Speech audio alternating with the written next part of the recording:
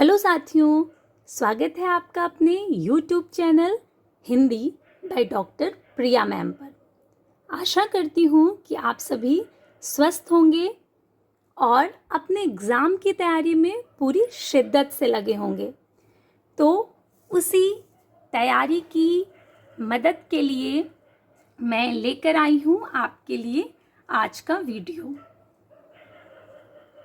इस वीडियो में हम बात करेंगे हिंदी भाषा के इतिहास से संबंधित उसकी ऐतिहासिक पृष्ठभूमि यानी प्राचीन भारतीय आर्य भाषाओं के बारे में। मैंने जैसा कहा था कि हम सबसे पहले प्राचीन भारतीय आर्य भाषा से शुरुआत करेंगे और इसके लिए मैंने डॉक्टर हरदेव बाहरी जी की पुस्तक को मुख्यतः आधार बनाया है। तो मैं आपको बिल्कुल आरंभ से बताऊंगी कि ये भारतीय आर्य भाषाएं आई कहाँ से। तो शुरू करते हैं। अगर इस पूरे संसार की जातियों को हम भाषा के आधार पर बांटते हैं तो दो तरह की जातियां होंगी, एक आर्य जातियां और दूसरी अनार्य जातियां। ये जो आर्य थे इनके आदि पुरख यानी कि जो इनके पूर्वज थे वो यूरोप, ईरान, अफगानिस्तान और भारतीय उपमहाद्वीप में फैल गए थे। यही यूरोप से ये आर्य 17वीं से 18वीं सदी में कनाडा, संयुक्त राज्य अमेरिका, दक्षिणी अमेरिका, ऑस्ट्रेलिया, न्यूजीलैंड और दक्षिण अमेरिका में अपने उपनिवेश बनाकर रहने लगे। तो पहले जैसा कि हम लोगों को पता है कि यूरोप में कौन रह रहे थे? आर्य रह रहे थे। और जब यही आर्य यूरोप से इन विभिन्न स्थानों पर फैल गए तो इनकी भाषा भी फैली। और जब हम किसी से प्रभावित होते हैं तो हमारा जो मूल होता है वो दब जाता है। इसी तरह से जब यूरोपीय इन विभिन्न स्थानों पर गए तो इनकी भाषा भी गई और उस भाषा से जब लोग प्रभावित हुए तो उनकी जो मूल भाषा थी वो दब गई और लगभग सभी स्थानों पर मुख्यतः आर्य भाषा ही फैल गई।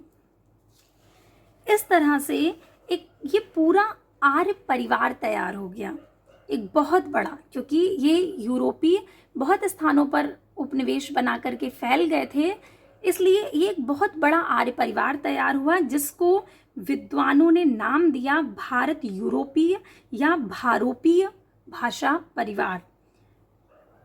ये संसार का सबसे बड़ा भाषा परिवार है।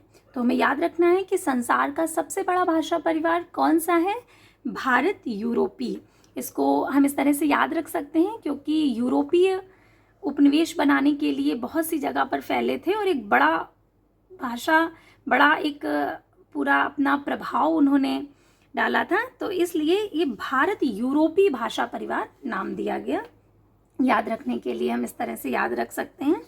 अब देखिए, ये जो आर्य भाषाएं थीं ये दो भागों में विभाजित हो गईं, एक भारोपीय आर्य भाषाएं और दूसरी भारत ईरानी आर्य भाषाएं। फिर ये भारत ईरानी भाषाएं फिर 3 भागों में विभाजित हुई, ईरानी, दरद और भारतीय आर्य भाषाएं। तो इसको याद रखेंगे इस तरह से कि भारत से भारतीय आर्य भाषाएं, ईरानी से ईरानी। अब जब भारत और ईरान अलग हुए तो इनको हुआ दरद।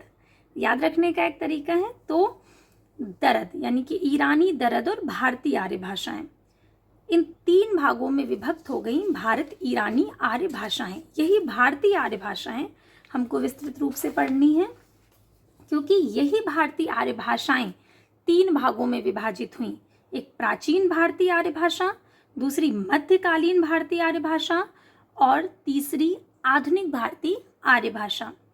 प्राचीन भारतीय आर्य भाषा का समय 2000 ईसा पूर्व से 500 ईस्वी पूर्व, मध्यकालीन भारतीय आर्य भाषा का समय 500 ईस्वी पूर्व से 1000 ईस्वी तक और आधुनिक भारतीय आर्य भाषा का समय 1000 ईस्वी से।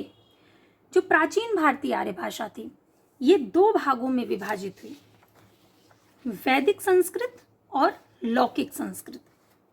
तो प्राचीन यानी कि पुराना, और पुराने समय में क्या चलता था? संस्कृत।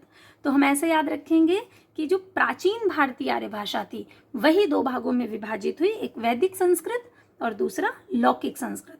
वैदिक संस्कृत का समय था 2000 ईसा पूर्व से 1000 ईस्वी और लौकिक संस्कृत का समय था 1000 ईसा पूर्व से 500 ईसा पूर्व तक।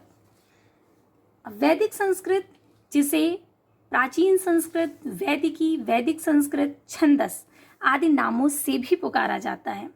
संस्कृत का जो ये रूप है ये हमें संहिताओं, ब्राह्मणों, अरण्यकों और प्राचीन उपनिषदों में मिलता है। यानी कि जितनी भी प्राचीन साहित्य लिखा गया, जितना भी प्राचीन साहित्य लिखा गया वो इस वैदिक संस्कृत में लिखा गया।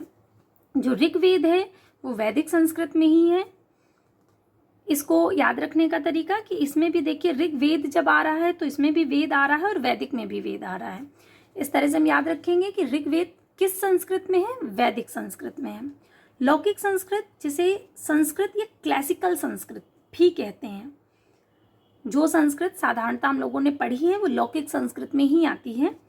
तो भाषा के अर्थ में संस्कृत शब्द का जो प्रथम प्रयोग मिला वो वाल्मीकि कृत रामायण में, यानी कि जो वाल्मीकि कृत रामायण है, वाल्मीकि जी द्वारा लिखी गई रामायण है, वो किस संस्कृत में है, लौकिक में। इसको हम इस तरह से याद रखेंगे कि रामायण लोक में प्रचलित है, इसलिए वो किस में है, लौकिक संस्कृत में। अब प्राचीन भारतीय आर्य भाषा की प्रमुख विशेषताएं देख लेते हैं हम लोग। सबसे पहले बात करेंगे इसमें स्वरों की संख्या की, जिसके अलग अलग मत हैं। जैसे डॉक्टर धीरेन्द्र वर्मा, उदय नारायण तिवारी जी, कपिल देव द्विवेदी जी आदि विद्वान मानते हैं कि इसमें स्वरों की संख्या जो थी वो 52 थी। यानी वैदिक ध्वनियाँ कितनी थी, 52, जिसमें 13 स्वर और 39 व्यंजन हैं।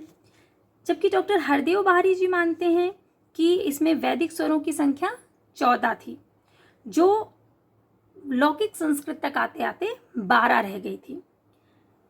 तो ये अलग अलग मत हैं, आपको बस इतना याद रखना है। अगर हरदेव बाहरी जी का पूछता है तो वैदिक संस्कृत में 14 और लौकिक संस्कृत तक आते आते 12, अन्यथा 52 है। अब वैदिक संस्कृत में 3 लिंग, 3 वचन, 3 वाच्य और 8 विभक्तियों का प्रयोग मिलता है। हम सब ने संस्कृत पढ़ी ही है, हिंदी साहित्य के विद्यार्थी हैं, तो आशा करते हैं कि संस्कृत तो पढ़ी ही होगी, या जो नहीं है हिंदी साहित्य के विद्यार्थी उन्होंने भी बचपन में तो संस्कृत पढ़ी ही है। तो हमें पता है कि 3 लिंग होते हैं, स्त्रीलिंग, पुल्लिंग और नपुंसक लिंग। 3 वचन, 1 वचन, द्विवचन और बहुवचन, कर्तवाच्य, कर्मवाच्य और भाववाच्य, ये 3 वाच्य, और इसी तरह से 8 विभक्तियों का प्रयोग मिलता है। वैदिक संस्कृत में आत्मनेय और परस्मनेय पद मिलते हैं और कुछ धातुएं जो हैं वो उभयपदी होती हैं। आत्मनेय पद का मतलब होता है जिस क्रिया का फल कर्ता को सीधा प्राप्त होता है, यानी जिस क्रिया का प्रभाव सीधा कर्ता पर पड़ता है वो आत्मनेय पद, और जिस क्रिया का प्रभाव अन्य पर पड़ता है वो कहलाते हैं परस्मय पद। और ऐसी धातुएं जो दोनों में ही आती हैं वो होती हैं उभयपदी। तो जो वैदिक संस्कृत थी उसमें आत्मनेय पद, परस्मय पद और उभयपदी तीनों तरह की धातुएं मिलती थी। इसकी एक विशेषता कि इसमें अधिकांशतः शब्द जो थे वो तत्सम शब्द थे। ऐसा नहीं था कि तद्भव और देशज नहीं थे या विदेशी नहीं थे, लेकिन अधिकांशतः जो शब्द थे वो तद्भव ना होकर के तत्सम ही थे। इसमें स्वराघात, संगीतात्मक और बलात्मक दोनों मिलते हैं। भोलानाथ तिवारी जी ने माना है कि वैदिक संस्कृत में मात्र 4 ही समास थे, तत्पुरुष, कर्मधारय, बहुव्रीहि और द्वंद्व। वैदिक संस्कृत में लकारों की संख्या 10 थी। वैदिक और लौकिक दोनों ही संस्कृत में किसी में 4 काल तो 6 भाव, तो किसी में 6 काल और 4 भाव। इस तरह से कुल मिलाकर संख्या 10 ही थी लकारों की। और इसकी एक बहुत महत्वपूर्ण विशेषता वैदिक संस्कृत की या प्राचीन भारतीय आर्य भाषा की कहें कि इसमें शब्द निर्माण सामर्थ्य बहुत अच्छा था। यानी शब्द बनाने की जो शक्ति होती है वो इसमें बहुत थी। इससे सैकड़ों हजारों शब्द बनते हैं। और अंत में एक इसकी बहुत महत्वपूर्ण विशेषता बता दूं कि ये भाषा संयोगात्मक भाषा है। संयोगात्मक यानी इसका प्रत्येक शब्द ना रहकर पद होता है, यानी कि वो पूरी सामर्थ्य रखता है, अपने में पूर्ण अर्थ रखता है। जैसे हिंदी में होता है ना कि पहले कर्ता आएगा फिर क्रिया आएगी, अगर उसमें हम क्रिया को पहले और कर्ता को बाद में कर दें तो वाक्य जो है वो अपना पूर्ण अर्थ नहीं देगा। लेकिन संस्कृत भाषा में ऐसा नहीं है। आप रामः गृहं गच्छति कहें या रामः गच्छति गृहं कहें या गच्छति रामा गृहं कहें, तीनों का अर्थ एक ही है, यानी तीनों वाक्य सही हैं, जबकि हिंदी में ऐसा नहीं होता। तो अब अगले वीडियो में मैं आपके लिए लेकर आऊँगी मध्यकालीन आर्य भाषाएं। तब तक के लिए धन्यवाद।